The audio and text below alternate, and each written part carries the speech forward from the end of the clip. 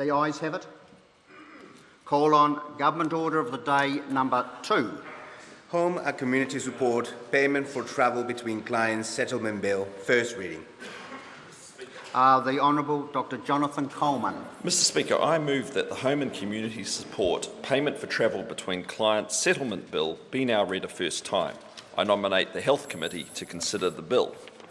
This bill resolves a claim filed in the Employment Relations Authority that the time a home and community support worker spends travelling between clients, in between travel, is work for the purposes of the Minimum Wage Act 1983. The bill sets in place an enduring, affordable and sustainable framework to remedy the in-between travel issue between Crown-funded employers and their employees.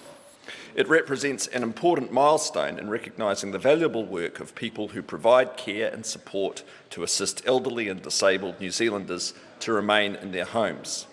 Specifically, the bill will implement a settlement agreement between the service providers, support workers and unions, the 20 district health boards and the Crown for the payment of time and costs for workers travelling between their clients. The settlement agreement also sets out a process for investigating transitioning this important workforce towards a more regularised employment model. This two-pronged approach resolves a long-standing historic issue and looks forward to ensure the service can attract, recruit and retain a high-quality workforce to meet expected increased demand in services as the population ages. It delivers increases to support workers' take-home pay, reimburses them for using their vehicle to deliver services to multiple clients over the course of a day, and commits to investigating how best to increase their certainty of hours of work and ongoing employment, and therefore their ongoing income.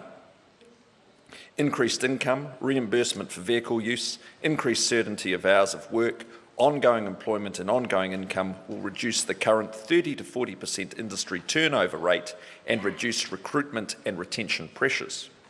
This is a responsible approach to not only resolving a long-standing industry issue, but also to setting out a roadmap for ensuring there continues to be a skilled workforce available to support elderly and disabled New Zealanders to live in their homes and be part of the wider community. People depend on these services. It's not a matter of choice. We owe it to New Zealanders that the service they receive is delivered when they need it and consistent with service specifications set for their level of need, whilst being flexible enough to meet individual specific needs. We also owe it to the increasing numbers of New Zealanders that will benefit from these services as the population ages to take the time now to ensure the service can sustain growth in both client demand and expectations. The challenge is how best to deliver a service that is also affordable and sustainable over the long term. Investigating transitioning towards a more regularised workforce employment model will drive fundamental changes in every aspect of home and community support services, including funding and contracting models, employment terms and conditions, and service delivery specifications. This work will see support workers given more certainty of their hours of work and ongoing employment, working with safe and fair caseloads, supported to upskill and rewarded for those skills. It will ensure high-quality support services continue to be available to support New Zealanders to live in their homes as the population ages. The Crown has negotiated this settlement in good faith, and I'd like to acknowledge all the parties involved and the tremendous amount of work and effort that everyone has put in.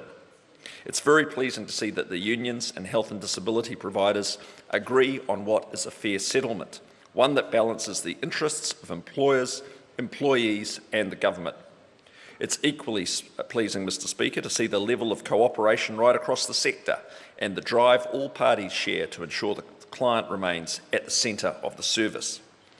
It's important that these Crown-funded employers are supported to meet their obligations under the bill to pay support workers for their time and costs travelling between their clients.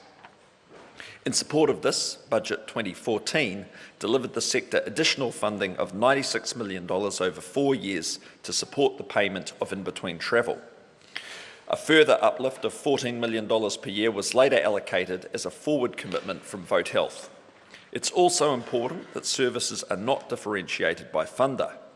Whilst this bill implements a settlement agreement negotiated within Vote Health, the benefits will extend to home and community support workers funded through the Accident Compensation Corporation to deliver services to clients requiring support due to injury.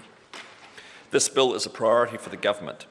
It's an important piece of legislation that will ensure that people continue to receive the quality care that they need in order to remain in their homes, while also securing a better future for those who provide home and community support services. I'm pleased to be able to present this bill here today, and I commend this bill to the House. The question is that the motion be agreed to. The Honourable Annette King.